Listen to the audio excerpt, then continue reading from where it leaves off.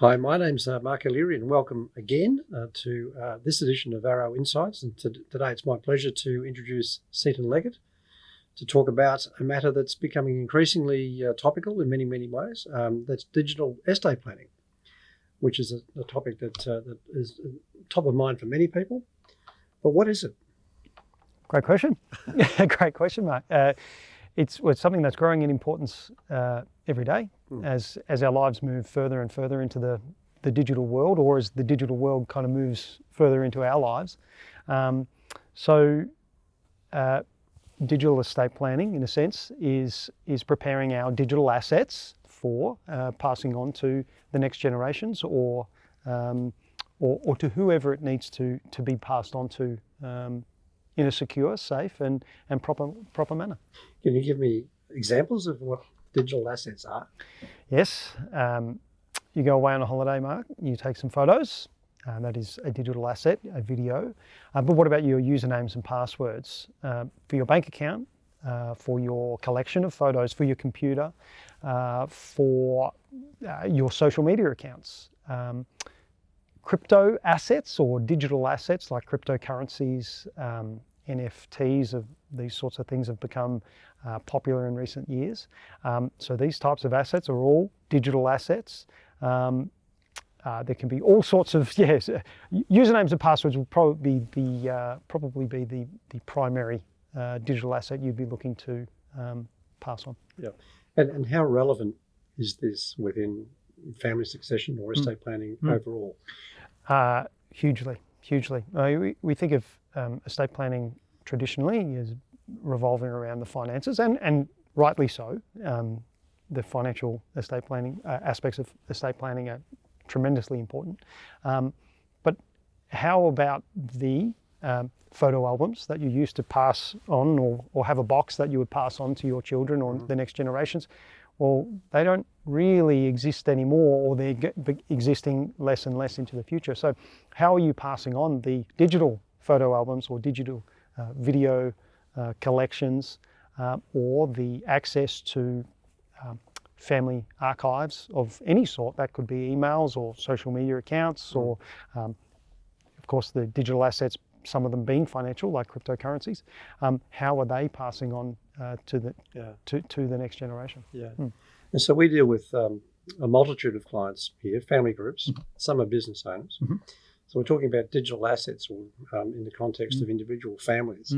How relevant is it in the business world? Oh, it's spot on. It's near identically important, or as important as it is in our personal lives as it is in our business lives. In fact, for an increasing number of businesses, including ours here at Arrow Private Wealth, our digital assets are more valuable than our physical assets. So how those digital assets are secured, preserved, and then plans in place for that to transition to whoever that needs to transition to. So if there is an existing business owner, if something was to happen to them, or if they were to sell their business, for example, how is that information being passed on to the next people? The next whoever it needs to be. Hugely important. So absolutely relevant in our personal lives, and equally in our business lives, and something we take very seriously here at Arrow Private Wealth. We see for our business, we need to protect our information securely, absolutely, but then have it in a way that should anything happen to us as a business here, that it's handed over in the right way to the next custodians. And that's something we preach then onto our clients. So in their personal lives, and taking this matter really, really seriously. Yeah. So do you feel that we have a responsibility here to encourage our clients and our suppliers and our network to really be on top of this as an issue? No doubt. And it's a conversation that we're having more and more. We've brought a number of clients in to talk to them more deeply on this issue, to hear from their perspective about what they've put in place, if anything, to cover this issue. And what's been fantastic is that upon having these conversations, clients have then taken this very, very seriously. Yeah. So have you discovered, I guess, in your journey with this over the last 12 months, an increasing awareness of what you can do to protect yourself and families? Yes and no.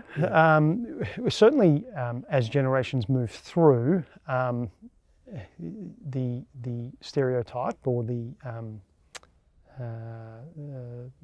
well, let's go with that, of the younger person is typically more up to speed with how to manage these sorts of assets.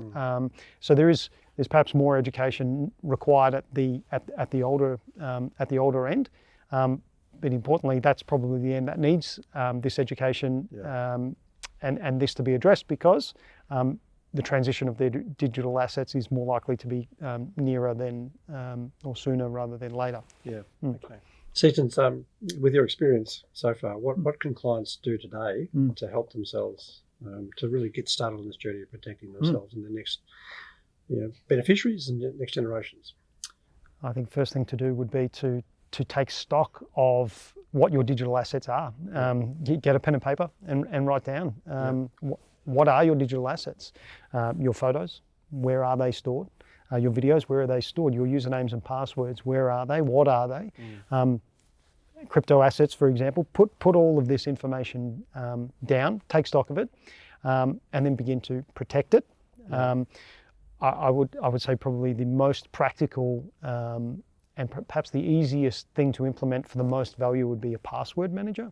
So it's an absolute must at any business level, but at a personal level, putting your passwords together in a password manager, which is encrypted and highly secure. Putting that in place is a great way to gather all of your passwords and access to all of the various things that you need to access, because from there, it's that access you can then grant to, say, trusted family members or beneficiaries or whoever it may be, for an easier transition.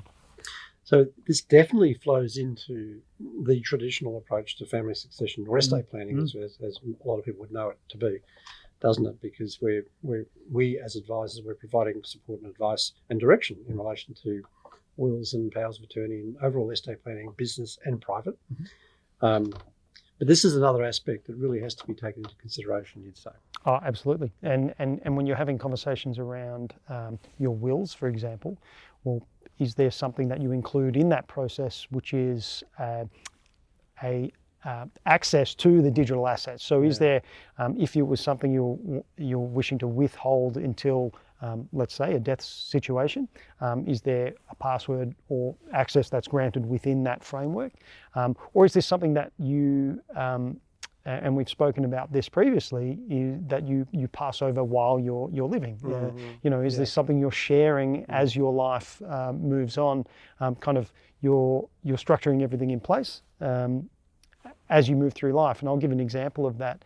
My grandmother, who thankfully is still with us today, but is in her early 90s. She sat me down one day with a piece of paper and she said, if anything was to happen to me, my photos are here, this is the password, my username for this and that, and do this and do that.